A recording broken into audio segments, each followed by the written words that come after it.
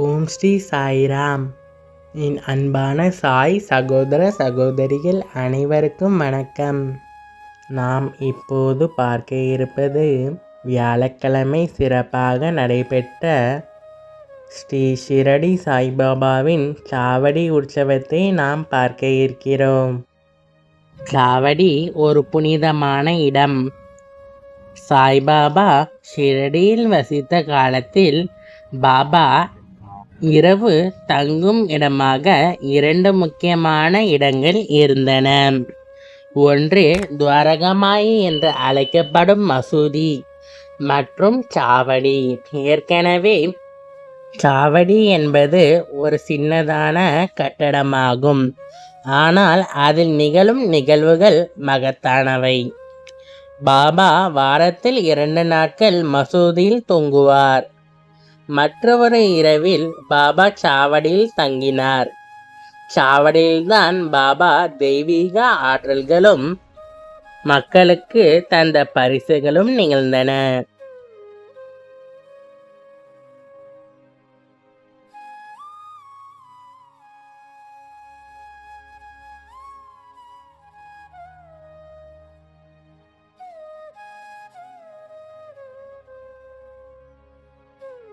नाथ गुरु माझे आई मसला ठाव द्यावा पायी. नाथ गुरु माझे आई मसला ठाव द्यावा पायी. नाथ गुरु माझे आई मसला ठाव द्यावा पायी. சாவடி உற்சவம் ஒரு திருவிழா. வியாழக்கிழமை என்பது சாய்பாபாவை துதிக்கும் ஒரு மகத்தான நாள். அதாவது நமது சர்க்குருவான பாபாவை போற்றும் நாளாக திகழ்கிறது. இன்று வெகு சிறப்பாக கொண்டாடப்படும் சாவடி உற்சவம் பாபாவின் காலத்தில் இருந்தே ஆரம்பமானது. இந்த உற்சவத்தின் அமைப்பை பற்றி நாம் இப்போது பார்க்கலாம். சாய்ராம்.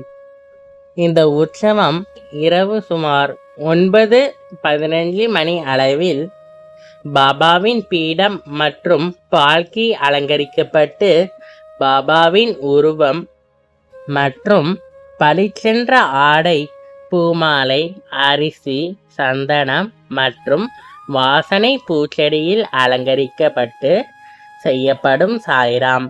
பின்னர் பாபாவின் உருவம் அல்லது படத்தை தூக்கி கொண்டு மிக அழகான பஜனைகள் இசைக்கும் நடுவில் பக்தர்கள் கூட்டம் மற்றும் நடனம் ஆடி பாடி பாபாவை அன்புடன் வரவேற்பார்கள்.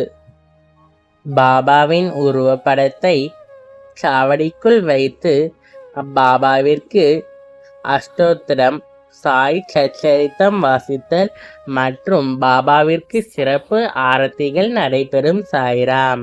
இது ஒரு வழிபாடு மட்டுமல்ல சாய்ராம், இது ஒரு புண்ணிய பயணம்.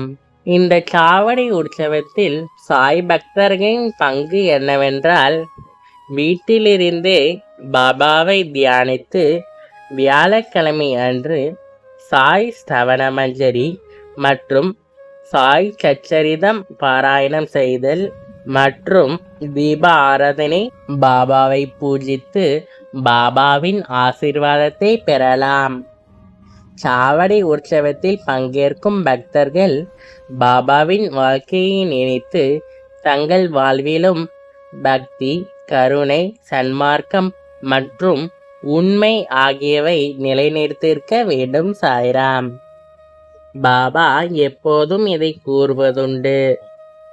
ஏழை எளியோருக்கு உதவுங்கள், அவர்களுக்கு அன்னதானம் செய்யுங்கள், அதுவே நீங்கள் என்னை வழிபடும் முறை என்று பாபா அடிக்கடி கூறுவது வழக்கம்.